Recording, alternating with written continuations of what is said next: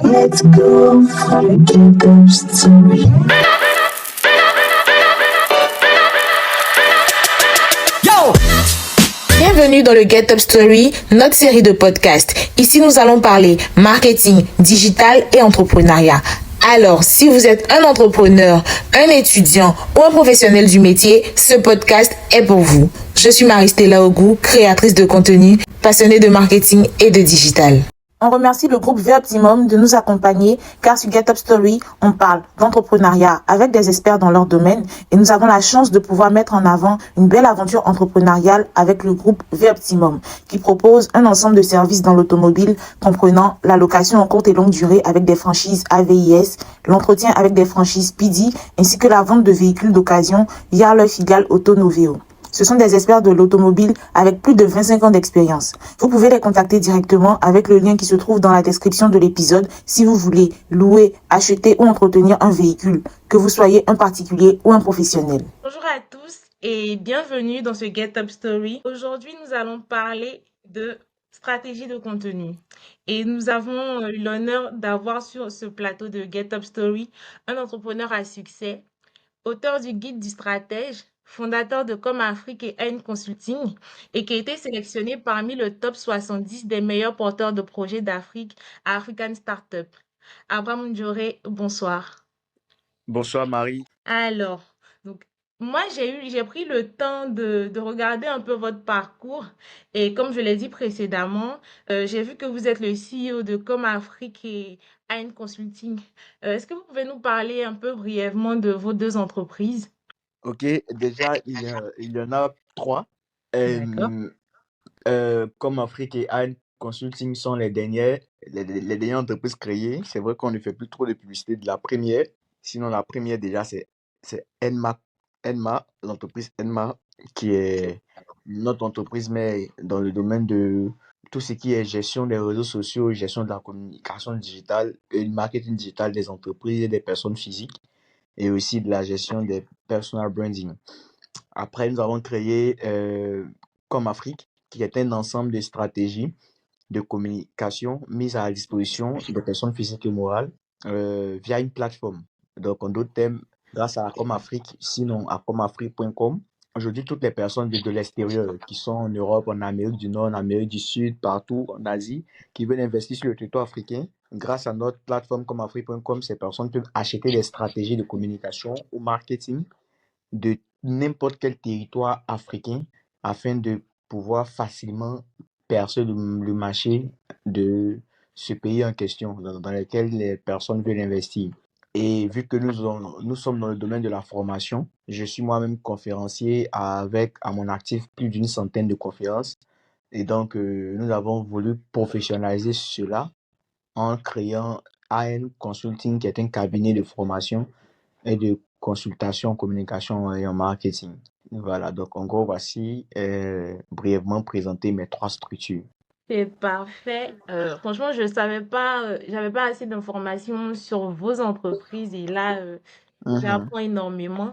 Mais il y a une question qui me talonne, c'est de savoir comment vous avez réussi à mettre tout cela en place en un si peu de temps. En vrai, ce n'est pas peu du temps. Ce n'est pas peu du temps parce que ma première entreprise existe depuis 2017. D'accord. Donc, ça fait pratiquement 6 ans, bientôt 7 ans que ma première entreprise existe.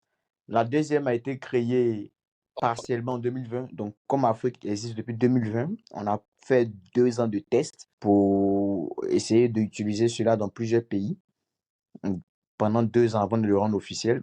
Donc, la deuxième entreprise existe depuis maintenant, disons, 3 ans.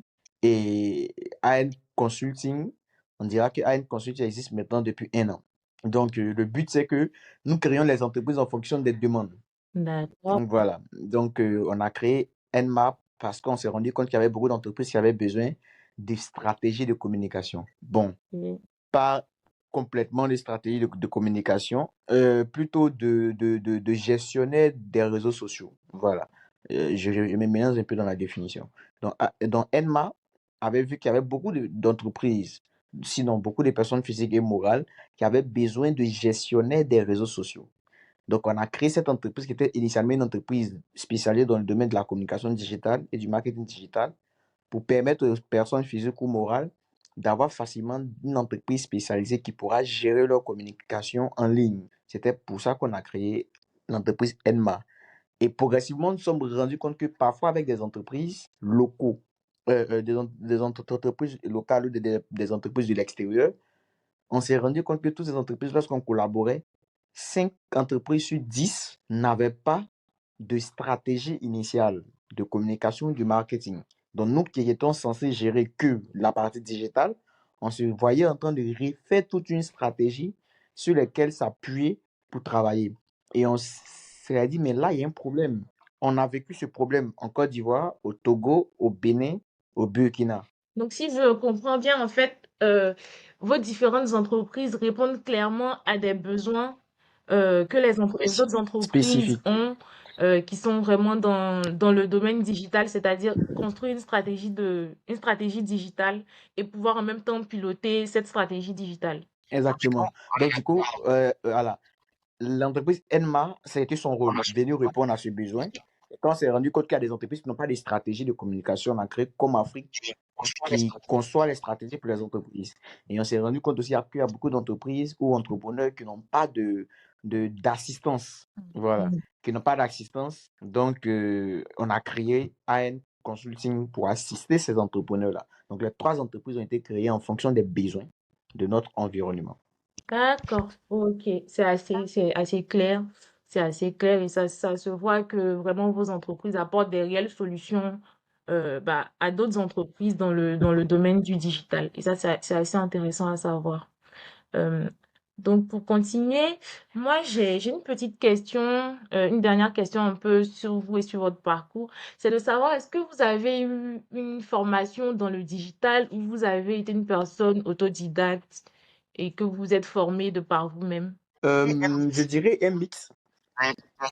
J'ai commencé d'abord en tant que personne autodidacte, donc je me suis auto-formé. Mais après, je suis allé à l'école. J'ai plus d'une dizaine de certificats à mon actif. Je disais à mes étudiants que la partie qui me rend la plus fière, c'est que mon CV aujourd'hui fait plus de 2 pages. C'est la partie qui me rend fier.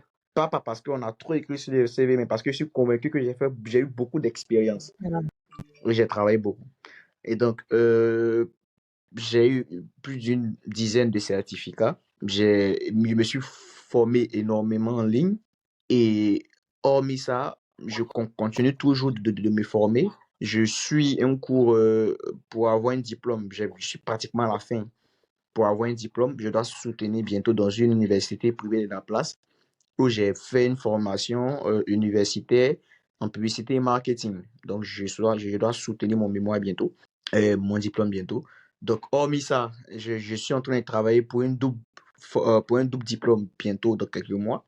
Donc, je me suis formé étant autodidacte. J'ai fait des formations universitaires et j'ai eu des certificats internationaux.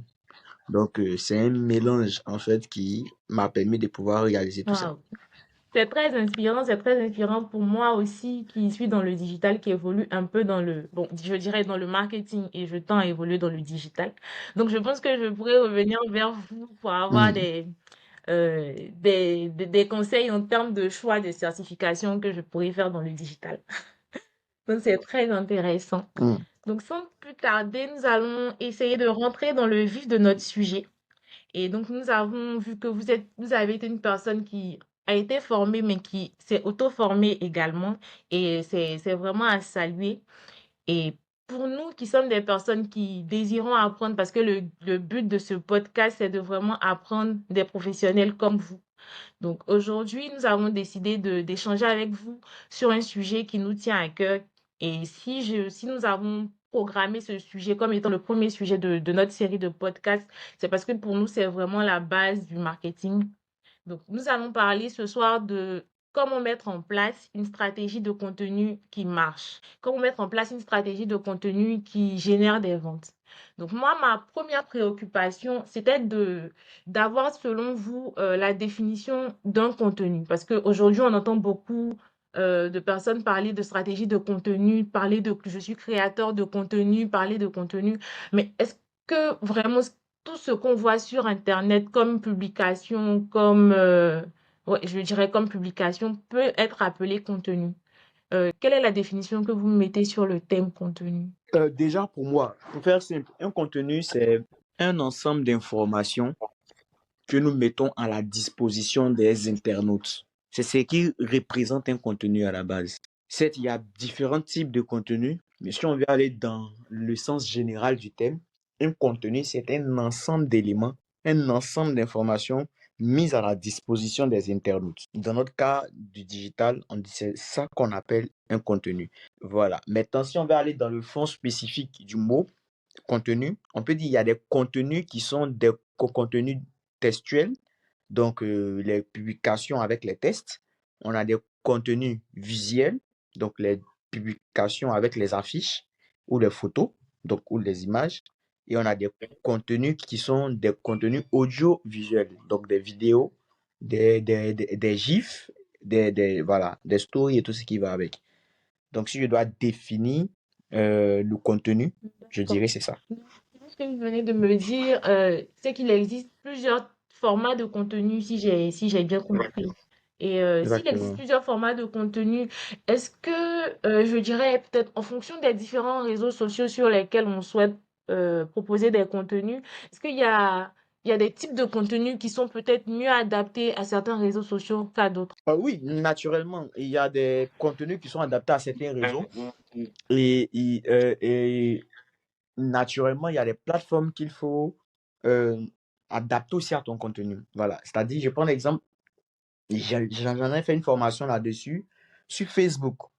On va prendre les 4 plateformes les plus en vogue: Facebook, Instagram, Twitter, et puis on va prendre LinkedIn et on peut même ajouter TikTok. Donc, on va aller sur les 5 plateformes. Facebook, par exemple, le but des contenus sur Facebook, c'est quoi? C'est que les contenus qu'on doit mettre en avant sur Facebook, ça doit être au niveau des images. Au niveau des images, ça doit être des images qui respectent les normes de taille. Puis au niveau des images, parce qu'au niveau des publications Facebook, on parle d'une taille de 1080 sur 1080 pixels. Voilà. Donc c'est pourquoi vous remarquez parfois, il y a des gens qui font des publications sur Facebook. On est obligé de cliquer sur la photo pour voir la Oui, c'est vrai. totalité de la taille de la photo. Hormis ça, il faut des images à forte qualité. Parce que qu'on le veuille ou non, si on remarque très bien, le méta, sinon Facebook et WhatsApp, Exactement. dégrade les publications, vidéo comme photo, comme affiche et tout. Donc si vous n'avez pas une image de très bonne qualité, vous n'avez pas une affiche de très bonne qualité, si vous la postez, elle est en qualité moyenne, imaginez ce que cette plateforme va faire de votre image. Donc, il faut qu'elle soit en qualité supérieure. Là, qu'elle sera dégradée, plus ou moins, elle aura toujours une image encore propre. Donc, sur Facebook, par exemple, au niveau des contenus, il faut que les images soient de bonne qualité. Il faut que les affiches aient la taille normale pour une publication Facebook. Et en plus de ça, il faut que le test soit un test assez attrayant. Voilà. Donc, puisque sur Facebook, on peut mettre autant de mots qu'on veut. Donc, il n'y a pas de limite de caractères. Mais cela ne veut pas dire qu'on peut écrire un livre sur sur une seule publication. Il faut mettre quand même un texte qui est attrayant pour que plusieurs personnes puissent le lire. Hormis ça, au niveau des vidéos, sur Facebook, il faut mettre une vidéo qui ne prend pas un peu plus de D'accord. temps C'est que quoi la la normale. normale? Bon, disons, quand je parle de la normale, c'est-à-dire sur Facebook, en fonction de ta cible, c'est là qu'on détermine la normale. Si ta cible, ce sont les jeunes de moins de 20 ans, tu peux pas mettre une vidéo de plus de 3 minutes. Ils vont pas regarder, la majorité des temps. Ils vont pas regarder. Puisque eux-mêmes, ils sont dans une logique de regarder quelque chose vite fait et parti. Ils sont pas captivés trop par les vidéos de longue durée. C'est pourquoi sur Twitter, le timing de vidéo est très réduit. Sur TikTok, ils sont allés maintenant jusqu'à 10 minutes pour les créateurs de contenu et tout. Sinon, avant, c'était moins. Et donc, ça, c'est pour Facebook. Pour Instagram, Instagram, par contre, les images sont mises en avant de très bonne qualité. C'est une plateforme qui met en avant le lifestyle. Donc, quand tu veux communiquer sur Instagram, il faut que tu te rassures que ton contenu fait rêver. C'est pourquoi je prenais un exemple un jour lors d'une formation. Je disais, si tu vends une boisson, disons, on prend l'exemple banal d'une boisson gazeuse sur Instagram, tu ne feras pas la même pub que tu ferais sur Facebook. Sur Facebook, pour faire une pub de boisson gazeuse, tu peux prendre une personne, elle est à côté de la boisson et ça passe. Ou même la seule boisson simple en image sur Facebook, ça passe. Mais sur Instagram, il faut que la boisson puisse attirer les gens. Mais ce n'est pas la D'accord. boisson seule qui va attirer, c'est tout l'environnement derrière. Donc, techniquement, il faut que la boisson soit à côté d'une jolie voiture et que cette jolie voiture soit à côté d'une jolie femme. Donc, du coup, techniquement, la personne qui regarde l'affiche ou l'image, il est attiré par les deux jolies choses qui l'emmènent finalement à faire quoi? À regarder la boisson. C'est pourquoi, si vous remarquez très bien sur Instagram, les entreprises cosmétiques misent beaucoup sur les mannequins. Parce que ces personnes veulent mettre en évidence la personne belle qui va attirer les regards sur leurs produits. Sur Instagram, il faut mettre des images de bonne qualité. Il faut créer un environnement qui est attrayant, en plus de mettre le produit là-dessus. Et j'ai pas besoin de parler du test sur Instagram. On a un certain nombre de caractères limités qu'on ne peut pas dépasser. Quant à Twitter, c'est pareil. Sur Twitter, on n'a que quatre images à mettre. Si je peux aller, si je peux aller sur le nombre de contenus, le nombre d'images à mettre, je rappelle qu'un contenu, si on veut aller sur une base mathématique, le contenu est égal à publication D'accord. plus image ou vidéo ou affiche. D'accord. Donc, Ce si sont les deux qui on font un met que le contenu. test, ça sera pas vu, ça sera pas considéré comme un contenu complet. D'accord. Si on met juste le test, c'est partiellement un contenu, mais c'est pas un contenu habituel. Le contenu habituel, il est constitué la majorité des temps d'un test, d'une image, d'une D'accord. photo, d'une affiche ou d'une vidéo. La majorité des temps. Mais si vous mettez juste une publication avec un test, c'est un contenu. Mais de façon générale, quand on parle de contenu, des gens pensent directement à image plus test ou photo plus test ou vidéo plus test ou affiche plus test. Voilà. Donc, je disais, au niveau du nombre, sur Facebook, on peut mettre autant d'images qu'on veut. Mais par expérience, quand tu fais un contenu sur Facebook, tes photos ne doivent pas dépasser 30 photos, 20 photos, normalement. Parce que quand il y a trop de photos, en les regardant après, c'est lassant. Voilà. C'est pourquoi le méta n'est pas bête. Ils ont créé des restrictions sur d'autres plateformes. Sur Facebook, ils ne peuvent pas créer des restrictions, sinon ils savent que s'ils font, ils vont perdre des utilisateurs. C'est pourquoi ils nous ont laissé ça Oui. ici. Sinon, sur Instagram, pourquoi on ne peut pas dépasser plus de 10 images? C'est fait à dessein. S'ils ne veulent pas qu'on dépasse 10 images, techniquement, si Instagram dit mettez autant d'images que vous Oui. voulez, ou mettez que 10 images, en réalité, ils ne perdent rien. À ce qu'on mette plusieurs images. Mais s'ils ont limité à 10, c'est parce qu'ils savent que derrière, les 10 images sont bénéfiques pour nous, en quelque sorte. Sur Twitter, par exemple, c'est 4 images, pas plus. Sur LinkedIn, c'est 9 images, pas plus. Donc, techniquement, sur ces plateformes-là, il faut qu'on comprenne qu'il y a un certain nombre de contenus à mettre en évidence, un certain nombre d'images à mettre en évidence ou de photos à travers votre contenu. Donc, j'étais sur Instagram, j'avais fini de parler d'Instagram. Sur Twitter, c'est pareil. Les contenus, c'est pareil. Il faut juste mettre en évidence des bonnes images ou des bonnes vidéos à courte durée. Et les tests sont hyper limités par rapport à Instagram et LinkedIn. Donc, très, très limités. Moi, j'aime dire sur Twitter, c'est va droit au Ok. but et donne que Très les précis. images utiles, en quelque sorte. Voilà. Voilà, c'est exactement, c'est la précision. Va droit au but, donne que les images utiles. Voilà, c'est pourquoi c'est 4 images. Voilà. Mais maintenant, sur LinkedIn, c'est pas, sur LinkedIn, c'est pareil. Il faut mettre en évidence. Par contre, sur LinkedIn, j'aime dire que LinkedIn est le contraire d'Instagram. Instagram, tu mets de belles images attrayantes et un test normal.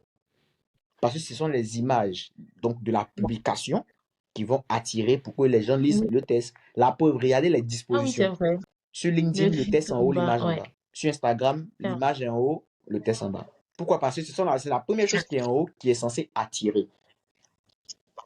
Sur LinkedIn, le test est haut parce que c'est le test qui est censé attirer. La preuve, regardez les publications qui ont une forte visibilité sur LinkedIn. Ce sont les publications qui ont à l'intérieur des tests qui sont assez attrayants. Oui, ça c'est Et vrai. parfois, quand il y a les images, parfois, n'ont rien à voir avec le test. Pourquoi? Parce que c'est le test qui fait l'image sur LinkedIn. Par contre, sur Instagram, c'est l'image ou la photo ou l'affiche qui fait le test. Sur Facebook, là, quel que soit ce qu'on dira, moi j'ai dit, c'est juste un griffe, un hasard. Il faut faire un bon test, il faut faire une bonne image ou une bonne affiche. Parce que c'est un peu comme la terminale scientifique.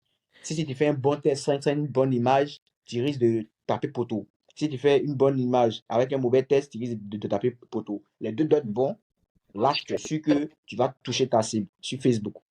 Mais sur Instagram, si tu as des très belles images, même si le test est faux ou le test n'est pas bon, tu auras quand même des gens qui vont suivre. La preuve, les Américains, surtout, les stars Ils américaines, mettent rien, oui. regardez comment les images sont Oui, belles. ils mettent Mais regardez les tests qu'ils beau. mettent en bas. Parfois, ils ne mettent rien de bon. Rien de bon, mais en griffe, ça prend. Voilà. Pourquoi? Parce que c'est ce qui est en haut qui met plus en évidence. Sur LinkedIn, comme on le disait tout à l'heure avec les hommes, c'est pareil. Quand le test est hyper bon, en bas, on glisse là-dessus, quoi. Voilà, donc en gros, c'est un peu ça comme élément. Sur TikTok, là, c'est mise en avant des vidéos. Le test aussi est très limité. D'ailleurs, même, c'est pareil comme Instagram, on ne lit pas trop le test, puisque le test est juste petit en bas. Et voilà si je dois expliquer les différents types de contenus à publier sur les différentes D'accord, plateformes. c'est vraiment Voici clair, c'est comment je très pourrais les définir pour explicite vous. et ça a donné beaucoup d'informations sur les différents contenus. Donc, là, de façon concrète, pour quelqu'un qui désire faire de la création OK? de contenu, par exemple, pour un nouvel entrepreneur qui lance un nouveau projet, un nouveau produit ou un nouveau service et qui désire commencer à faire de la création de contenu pour se faire connaître ou même pour générer du chiffre d'affaires, par quoi est-ce qu'il doit commencer? Déjà, il doit trouver sa cible sur Internet. J'aime le dire, la cible physique peut être différente de la cible digitale. Il doit d'abord trouver sa cible digitale. Est-ce qu'il vend aux hommes? Si oui, il vend à quelle tranche d'âge? Parce que en voulant commencer à créer des contenus sur les réseaux sociaux pour son produit ou son service, il faut qu'il puisse déterminer son persona. Donc, pour ceux qui ne savent pas c'est quoi le persona, c'est un exemple type, disons un mannequin, si je peux le dire ainsi, qui résume la personne cible. Donc, techniquement, il faut que tu réalises un personnage, il faut que tu réalises une personne type qui est censée acheter ton produit avec les centres d'intérêt qui sont mis en avant. Donc, c'est-à-dire que si lui, il vend aux jeunes qui ont 18 ans et 20 ans, techniquement, il doit savoir que ce contenu doit être orienté majoritairement sur des contenus divertissants et informationnels, sinon instructifs, dans le but de faire quoi? Dans le but de pouvoir les attirer. C'est ce qui peut les attirer. Ce sont les contenus divertissants qui font rire, qui surfent sur le buzz, les contenus qui sont en rapport avec leur environnement de jeunes, des contenus qui sont en rapport avec des informations sur des actualités, et tout ça, c'est ça qui va attirer cette clientèle vers lui. S'il a une cible qui est majoritairement jeune femme, il doit savoir que ce contenu doit être orienté sur tout ce qui est en rapport avec les femmes jeunes. Qu'est-ce Beauté. qu'elles aiment? Qu'est-ce qu'elles aiment réaliser? Comment elles utilisent leur temps? Quels sont leurs hobbies? C'est tout ça qu'il met en évidence pour créer ces contenus. Les gens pensent que les contenus, c'est juste la mise en avant de son produit. C'est faux. Les contenus, si on met que en avant les produits, c'est qu'on est en train de faire une mauvaise communication directe. La meilleure communication à réaliser, c'est de mettre en avant ce que le client aime tout en l'attirant vers nous. La preuve, on prend l'exemple de L'Oréal à Paris. Leur slogan, c'est quoi? Parce Oui, que les femmes savent ce qu'elles veulent. En toute franchise, nous, on sait que ça n'a rien à voir avec leurs produits. Mais quand on met en évidence ce que les femmes ressentent, la valorisation qu'elles ressentent lorsqu'on dit qu'elles savent ce qu'elles veulent, directement, ça les touche et ça les attire vers le produit. C'est la même chose avec les types de contenus à réaliser. Quand on veut toucher un certain type de personne, il faut mettre en évidence ce qui peut les valoriser, c'est ce qui peut mettre en évidence leurs problèmes, et puis derrière créer le contenu qu'il faut, qui est en rapport avec. Et maintenant, vous pouvez ajouter votre produit en second pour faire croire que vous mettez en évidence leurs problèmes et votre produit est en second. Voilà. Donc, pour répondre à la question, c'est ça. Lui qui veut créer des contenus pour son entreprise, qui vient fraîchement sur le réseau, il doit chercher à savoir qu'est-ce que sa cible aime. Après avoir fini de déterminer sa cible, il doit chercher à savoir qu'est-ce que sa cible aime. C'est en fonction de ce que sa cible d'accord. aime qui pourra Ok. créer les Donc, contenus la en première étape, adéquation c'est avec de ça. trouver sa cible et de pouvoir Voilà. créer des contenus qui sont en adéquation avec cette cible. Ok, ok, ok. Donc ça, c'est bien noté. Et même dans la création Exactement. de contenu, comment est-ce que de façon subtile, parce que moi, j'ai eu des personnes qui m'ont fait remonter cette question, qui m'ont dit en fait, soit quand ils faisaient des communications, par exemple, comme vous l'avez dit, en adéquation avec leur cible, ou bien des communications divertissantes, s'ils s'adressent principalement aux jeunes et tout, ils se retrouvaient à ne plus vraiment parler de leurs produits ou de leurs services qu'ils mettent en avant. Donc, comment faire passer ce message-là de façon subtile, tout en restant drôle, tout en s'adressant toujours à cette même cible-là. Mais comment aussi allier cette communication-là avec la communication sur leurs produits, sur leurs services, qu'ils avaient peur de s'écarter du sujet, c'est-à-dire qu'ils avaient peur de s'écarter de leurs produits. Ok, je pense que la question est assez pertinente. Premièrement, il faut savoir qu'aujourd'hui, les gens n'achètent plus les produits ni les services. Ils achètent l'histoire derrière, qui est censée les captiver. C'est-à-dire que toutes les personnes qui veulent vendre sans toutefois sortir de leur zone de vente de produits, elles auront moins de clients que celles qui surfent sur les attentes de leur cible. Ça veut dire quoi? Prenons l'exemple d'une entreprise qui vend les savons qui aident à éliminer les démangeaisons. Je prends cet exemple parce que j'en ai fait un live là-dessus il y a 2 jours. Une entreprise qui vend des savons qui aident à éliminer les démangeaisons corporelles.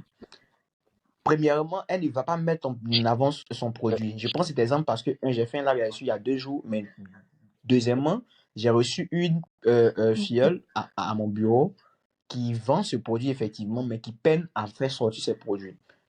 Donc, je travaille avec elle sur la stratégie que je vais vous expliquer pour toutes les personnes qui veulent créer le contenu. Quand tu vends un produit comme un savon qui a pour objectif d'éliminer les soucis corporels, donc les démangeaisons, vous ne mettez pas en avant le produit. Dès que vous mettez en avant le produit, vous perdez. Vous devez vous poser la question qui est de savoir qu'est-ce que le produit résout. Dans notre cas, on dira le produit résout les démangeaisons corporelles. Ok, vous avez 2 opportunités. Vous pouvez mettre en avant les démangeaisons corporelles pour vendre le produit, ou vous pouvez aller plus loin. Quand il y a démangeaisons corporelles, quelles sont les actions gênantes qui découlent de ces démangeaisons corporelles?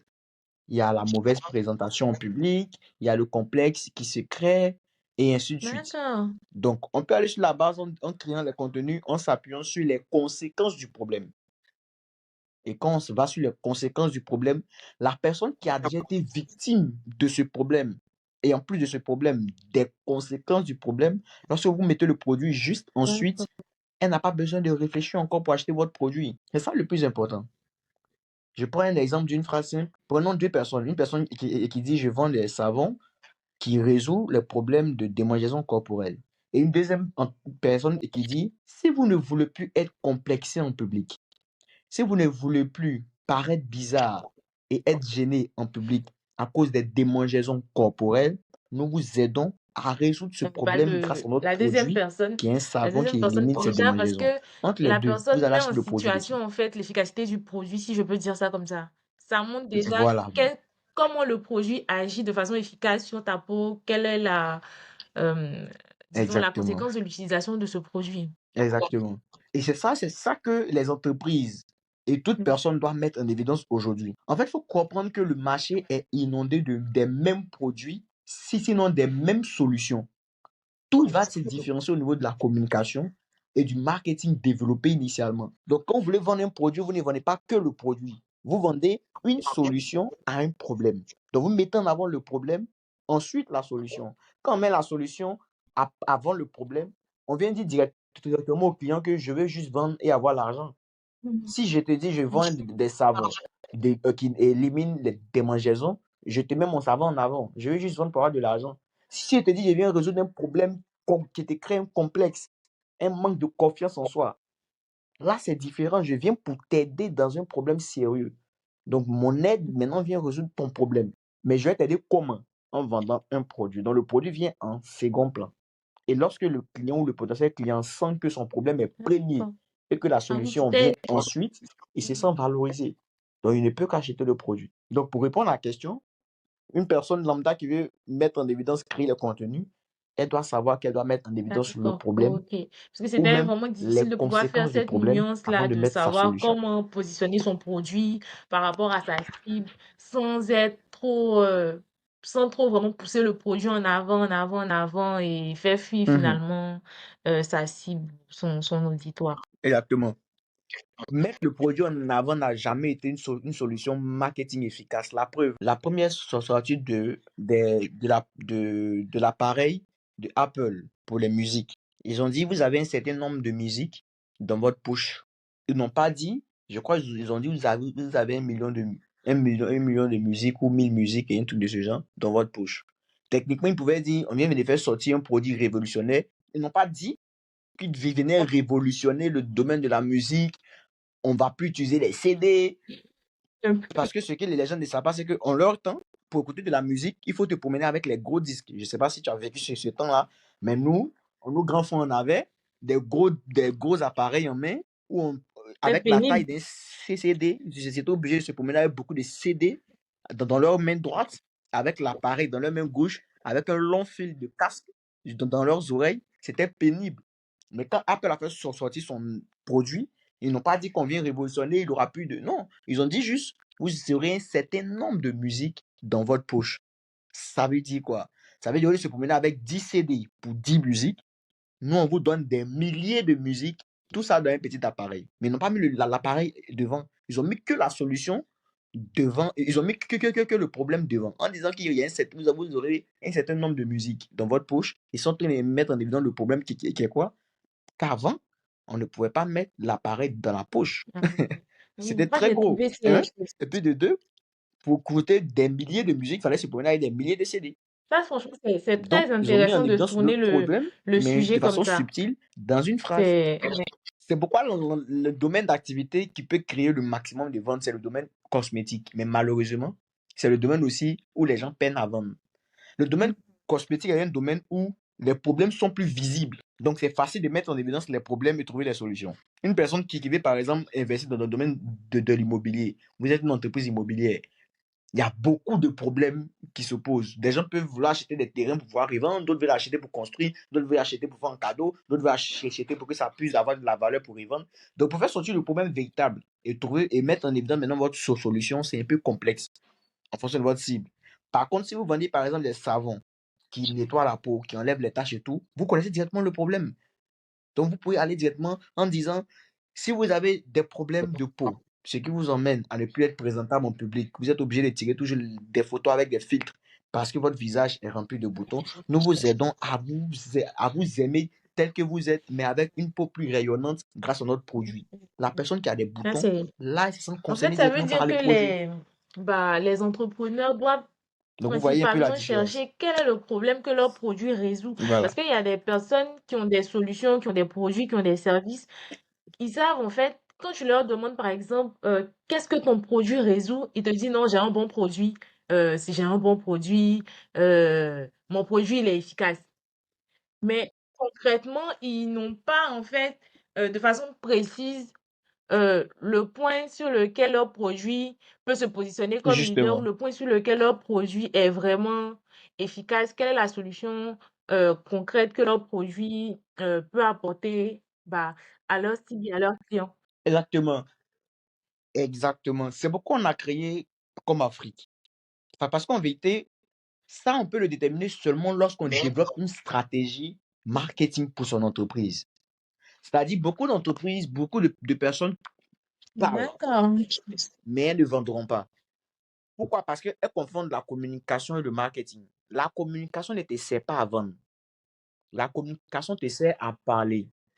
Même dans la définition, on le voit. C'est quoi la communication? Communiquer, c'est donner une information, éduquer ou divertir. Ce sont les trois fonctionnalités de la communication. Par contre, le marketing, lui, il vient pour permettre un certain nombre d'éléments en interne de pouvoir emmener à l'achat. C'est le marketing.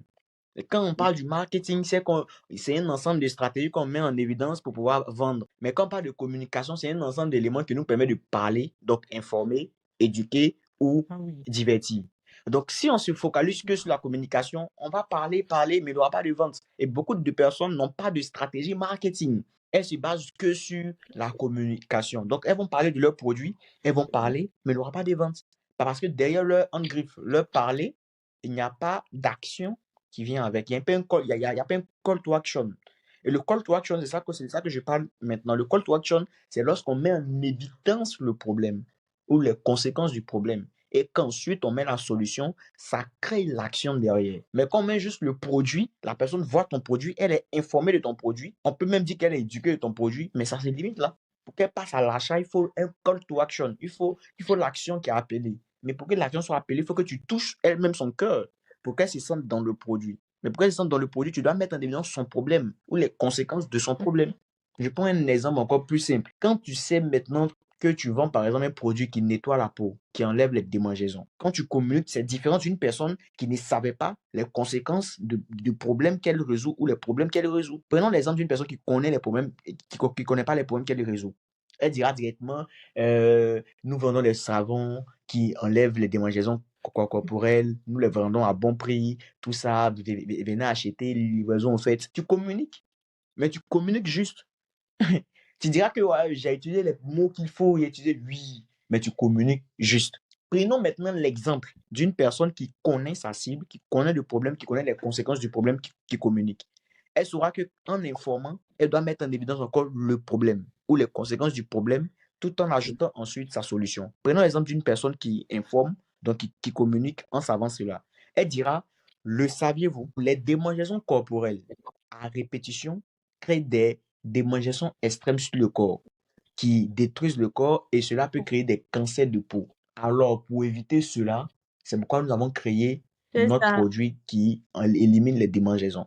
C'est une information sur mon produit, mais en mettant en évidence quoi? Une information que tu ne savais Ah pas. oui.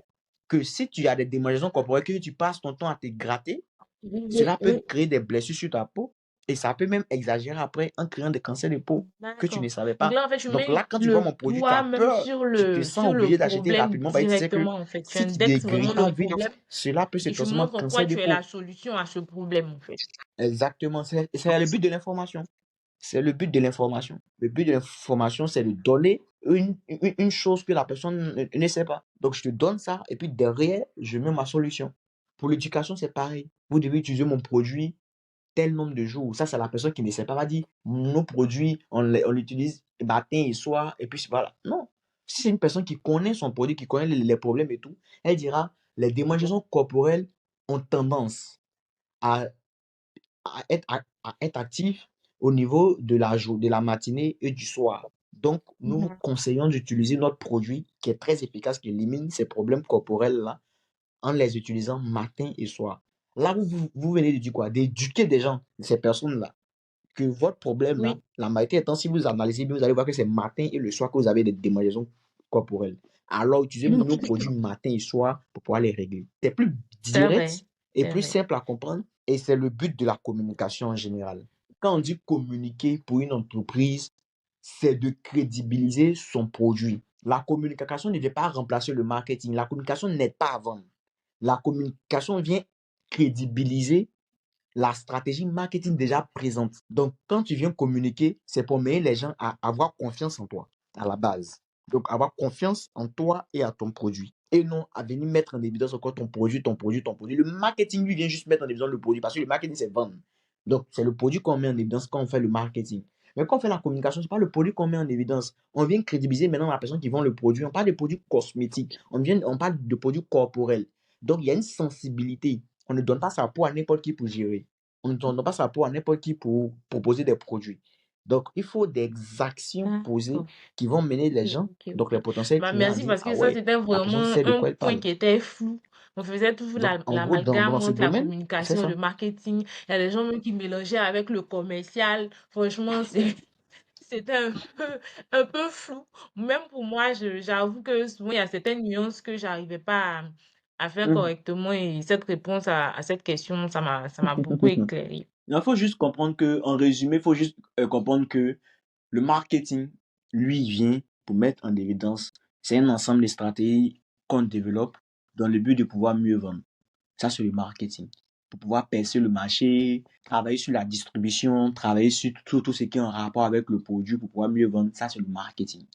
Mais la communication, c'est autre. La communication vient s'appuyer sur le marketing, donc le travail du marketing, pour Mhm. pouvoir maintenant parler aux potentielles personnes qui peuvent acheter le produit. C'est que la Ça, communication la différence est faite, dans c'est notre clair, c'est bien contexte noté. précis. On a tout compris. Donc, la communication, c'est ça. C'est Moi, différent du je voulais marketing. savoir quelque chose.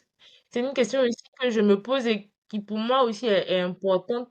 C'est de savoir en fait comment Mhm. faire durer une stratégie de contenu. Parce qu'on voit, il y a des personnes qui lancent un nouveau produit ou qui se lancent dans Mhm. la création de contenu. Les premières semaines, oui, ils postent à une fréquence assez régulière. Ils ont des contenus, ils ont de belles idées. Un mois, 2 mois, 3 mois, on les voit plus sur les réseaux sociaux où on voit en fait qu'ils repostent les mêmes informations qu'ils avaient déjà données.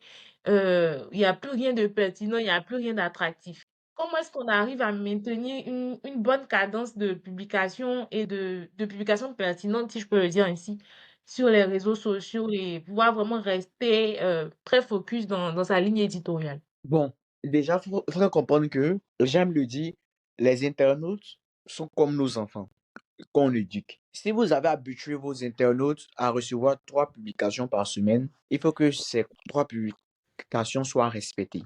Donc, si tu sais que tu as habitué tes internautes à recevoir 3 publications par semaine, donc si c'est pour une semaine, fais tes 3 publications qui sont déjà là en avance et tu les publies directement. Si c'est pour un mois, ça fait 12 publications, tu peux pas tes publications, tu les mets. Parce que si tu ne respectes pas un planning bien défini, les internautes seront perdus dans ta communication. Et quand les internautes sont perdus dans ta communication, ils n'ont plus une certaine rigueur à être tout le temps sur ta page.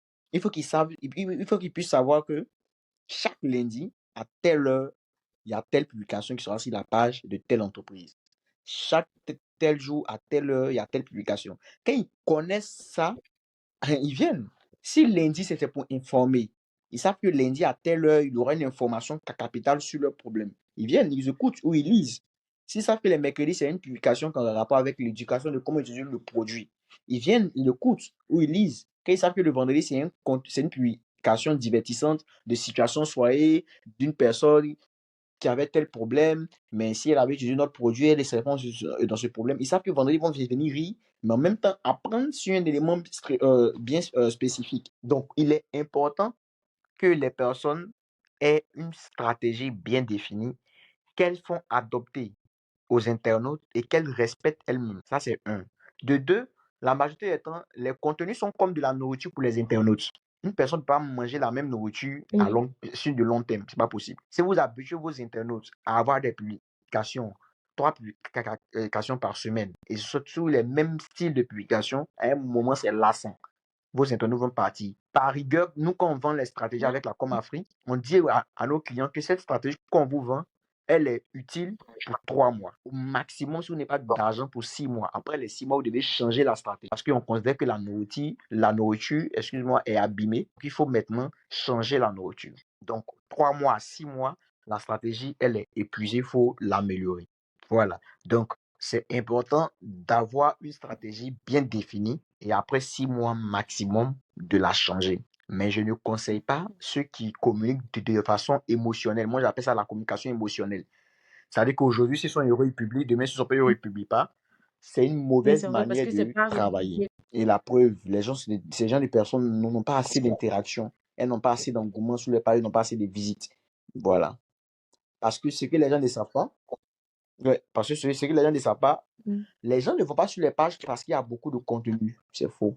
Les gens vont sur les pages parce qu'il y a les bonnes qualités de contenu et des contenus qui sont réguliers. Ce sont ces deux éléments qui font qu'il y a beaucoup de personnes sur des pages. Bonne qualité de contenu, donc des contenus qui sont interactifs, qui sont informationnels, qui sont éducatifs, et ainsi de suite, et des contenus qui sont réguliers plutôt. Donc des contenus, on sait que chaque semaine, il y a tel nombre de contenus qui sera publié. Quand l'internaute sait ça, il va pour regarder parce qu'il sait que c'est bien défini. Mais quand tu es heureux, tu publies 10 affiches aujourd'hui. Quand tu n'es pas heureux, durant la semaine, tu publies rien. Quand tu es heureux, tu fais bon week-end. Quand tu n'es pas heureux, tu fais pas bon week-end. Quand tu es heureux, tu mets une citation les lundis. Quand tu n'es pas Terminé. heureux, tu... Ok, ok. Donc moi, j'ai une dernière question sur le sujet. Franchement, voilà. J'espère que ça va pas entraîner d'autres questions. Euh, Mhm. Peut-être de savoir en fait comment est-ce qu'on arrive à faire le parallèle entre la création de contenu et les performances qu'on génère. Par exemple, Ok. euh, si tu es une personne, tu es un entrepreneur qui a l'habitude de faire des contenus intéressants et que tu as beaucoup d'interactions et tout, et que tu remarques en fait que bah, par la suite, tu as des ventes qui ont qui ont augmenté, tu as plus de clients et tout. Est-ce que tu as vraiment des indicateurs spécifiques qui te permettent de faire le parallèle, de savoir que bah, c'est à partir, par exemple, de cette publication que ce mois-ci, tu as pu augmenter ton chiffre d'affaires ou euh, que c'est à partir je sais pas moi, de la qualité de tes publications que tu arrives à faire plus de ventes? Est-ce que tu as vraiment des indicateurs, des trucs qui te permettent de mesurer et de pouvoir orienter ta stratégie quand tu arrives à mesurer, en fait? Bon, premièrement, il faut un KPI même avant tout ça. Ce n'est pas seulement à la fin qu'on on regarde ça. Je pense que c'est depuis la base. Ça veut dire quoi? Avant même que le mois ne commence, si on veut prendre l'exemple sur le mois, le vendeur doit déjà se placer un KPI. Donc, il doit avoir un indicateur de performance. Il peut dire, ce mois, je vais vendre 10 produits, par exemple. Donc, à la fin du mois, s'il a atteint les 10 produits, il verra qu'il a atteint son KPI. Maintenant, comment savoir si son KPI qui a été atteint, c'était grâce à ses performances ou pas? Il regarde C'est ça. l'interaction. Il peut dire, j'ai vendu mes 10 produits et j'ai touché par exemple 100 000 personnes le mois. Donc, ça veut dire quoi? Pour les autres mois à venir, si je veux vendre encore 10 produits, il faut faire quoi? Toucher 100 000 personnes. En fait, on détermine, on regarde, on travaille sur les indicateurs en fonction de la base. C'est-à-dire qu'on Oui. on peut pas arriver à la fin du mois et puis on dit, ah, j'ai vendu 50 produits. Ah, j'ai touché 100 000 personnes. Bon, si j'ai vendu 50 produits, j'ai touché 100 000 personnes. Ah, c'est que c'est parce qu'il a touché 100 000 personnes et qu'il a vendu 50 produits et puis on s'arrête là. Non. Ensuite, on prend directement ces informations comme informations capitales qui deviennent des outils de KPI par projection. Donc, c'est-à-dire que demain, si je vais vendre encore 50 produits, il faut que je puisse toucher 100 000 personnes encore le mois prochain. Donc, je crée le contenu en rapport avec, je sponsorise en rapport avec, pour pouvoir toucher le maximum de personnes pour vendre mes produits. Donc, pour les indicateurs, c'est juste interaction. Donc, quand il parle d'interaction, commentaires, partage, réaction, j'aime et autres, le nombre de messages reçus, voilà. Ce sont ce sont les deux groupes d'éléments qui sont les plus pertinents. Et le nombre de visites sur la plateforme. Donc, le nombre de visites, donc on parle de couverture, le nombre de couvertures, et voilà. Mais tout ça, pour moi, ce sont des détails. Pour moi, je me dis, si tu veux avoir un bon KPI, quand tu lances ta première com, tu te dis, je vais atteindre par exemple 10 clients. À la fin du mois, tu regardes, si tu as touché 100 000 personnes, que tu as vendu que 5 produits, tu dois te dire que techniquement, de façon approximative, Bon, donc si en tu dois fait, vendre 10 les produits, indicateurs il se faut toucher le déterminent double par du nombre de personnes qui ont été anticipation, genre touchées le avant mois. même de mettre en Et place c'est comme ça que tu détermines ton KPI par ta anticipation. stratégie de contenu. Tu sais maintenant que chaque mois, pour atteindre tel nombre de résultats, il faut multiplier tel nombre d'éléments. C'est pareil avec les problèmes de nutrition. Il y a des gens, on leur dit, si tu manges ça, tu pourras perdre tel nombre de calories. Mais les personnes ne sont pas les devins pour savoir que effectivement, si tu perds ça, tu pourras perdre tel nombre de calories. C'est parce que derrière, en réalité, ces spécialistes ont fait quoi? Ils se sont dit que mangeons ça et voyons déjà les premiers résultats. On veut perdre par exemple 10 kilos. Mangeons tel nombre de nourriture et voyons si ça veut perdre les 10 kilos. À la fin du mois, si tu te rends compte que en mangeant par exemple, je prends un exemple banal, 100 kilos de céréales, cela permet à perdre 10 kilos. Ils ne vont pas te dire que si tu manges 100 kilos de céréales, tu vas perdre 10 kilos. Ils te diront, si tu manges 100 kilos de Comme- céréales, tu peux perdre entre 5 et 10 kilos. Donc, le KPI ici, c'est entre 5 et 10 kilos. Si tu entre 5 et 10 kilos si tu manges, voilà. Si tu manges entre 5 D'accord. si tu Donc on manges peut dire tel en nombre de fait qu'il n'y a calories, pas tel nombre de pour céréales, chaque tu pourras entreprise, il perdre n'y a pas entre de 5 et 10 KPI kilos. fixe en Donc, fait le qu'on peut KPI est déterminé par adopter pour toutes les l'expérience, entreprises, mais c'est vraiment par réalisé par expérience. la base. Et C'est la même chose. Non, non. mhm. Exactement. Exactement. Une entreprise, par exemple, qui a un site internet où elle vend. Son but, ça ne sera pas d'avoir le maximum de j'aime ou de partage sur son compte Facebook. Le but, ça sera le taux de clics de personnes qui vont être redirigées de la page Facebook au site internet où on Mhm. achète.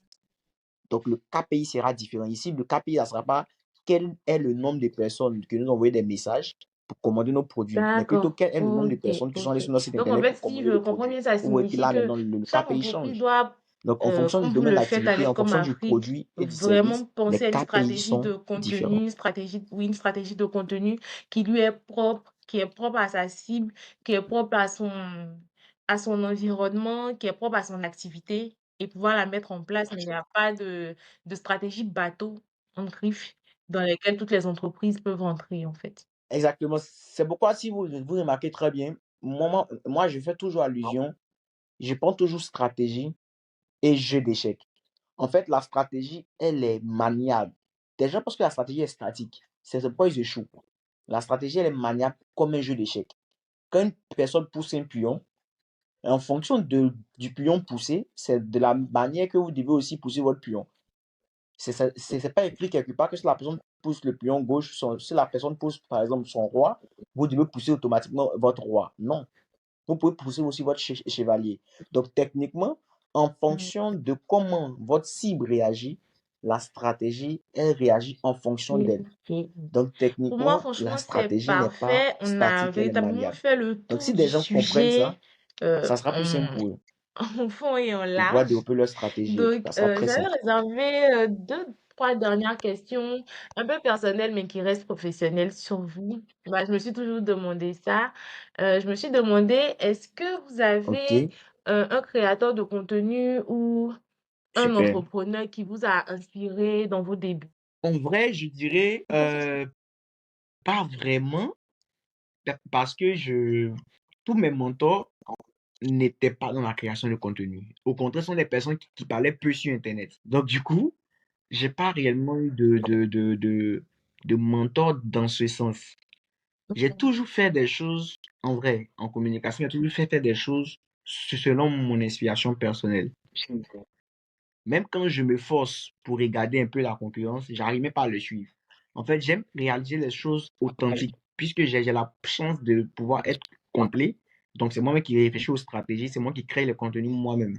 Puisque j'ai des bases en Photoshop, Premiere Pro, tout ce qui va avec, en Canva et tout. Donc, je crée tous mes Ah, contenus ça, moi-même. Que ce soit sur la intéressant. page des entreprises, que ce soit sur ma propre page, 99% des contenus réalisés sont mes œuvres. Donc, j'aime sortir un peu de l'ordinaire. Tout Donc, à je fait travaille par impressionnant parce que inspiration, en vrai, généralement, les gens, que par ils inspiration. disent beaucoup de d'autres Donc, personnes qu'ils ont je me suis pas vues, qui les ont inspiré de quelqu'un, inspirées mais ou qui les ont plutôt, peut-être je regarde un peu la motivées tendance, à je se regarde un lancer peu dans le les digital. attentes, Donc et puis ça, franchement, je crée ça des sort contenus. véritablement de l'ordinaire.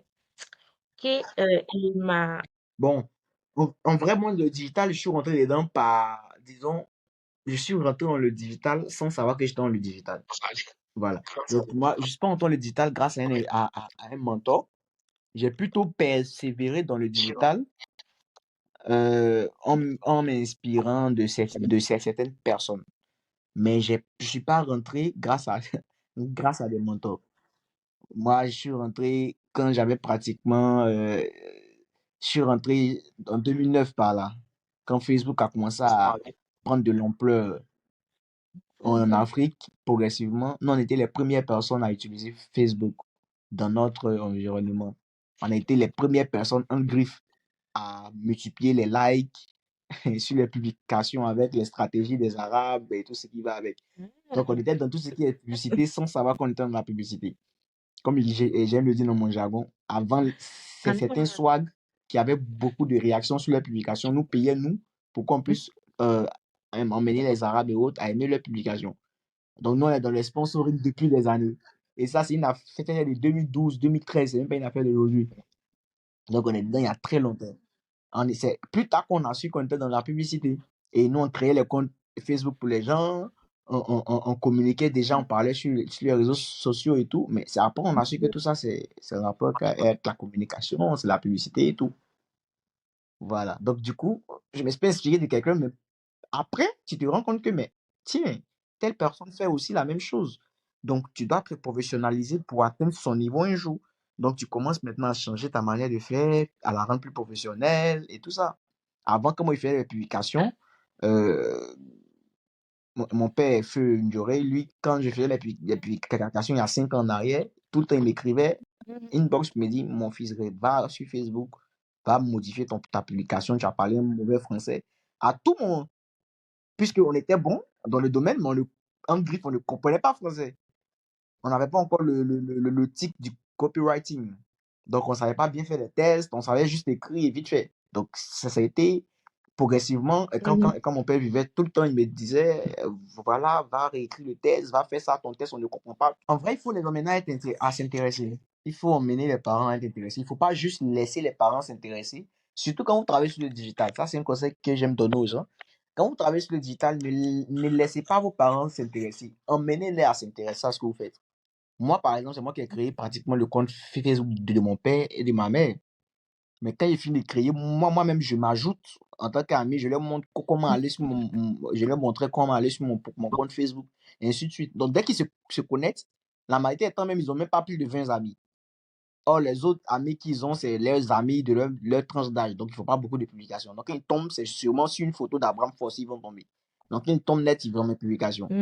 Donc, eux tous, ma mère, elle s'occupait plus du côté vestimentaire. Quand elle voit que j'ai porté un habit bizarre ou elle voit que je ne me suis pas bien fourré, machin, elle m'appelle, elle dit non, cette couleur ne te va pas, Ah, telle ça, chose c'est ne te va pas, intéressant, par prochainement, contre. améliore, et ainsi de suite. Mon père, lui, il était plus concentré sur tout ce qui est contenu. À telle chose, on ne dit pas ça, on ne fait pas comme ça. Tu as trop parlé de la politique ici, prochainement, on ne parle pas trop de la politique, fais comme ça, fais comme ci, voilà. Donc, les deux parents avaient les rôles spécifiques et ça m'aidait beaucoup. Ouais. Pour ceux qui me suivent sur les réseaux depuis longtemps, parfois il fait un post, quelques minutes après, il supprime. C'est qu'on m'a déjà appelé pour me dire, C'est hey, ça. tu as été dépassé les bonnes, supprime ça vite. Voilà. C'est ça. Comme le dit Abidjan, Puisque ce sont les seules personnes qui sont vraies. En tu vrai, seras le seul à je encaisser ton fais France, ce jambon. sont les seules personnes qui peuvent être vraies envers toi. Tout le reste, même si tu insultes le président, on va aimer ta publication. On va te Franchement, supprimer. Mais c'est juste que intéressant quand tu vas d'avoir ce arriver genre où tu dois d'interaction arriver, souvent eh bien, non, on ne sera avec pas la là-bas. famille, On avec va les même parents peut-être et mettre sur tout les ça. réseaux ici, on lui a parlé, n'a Ok. pas écouté.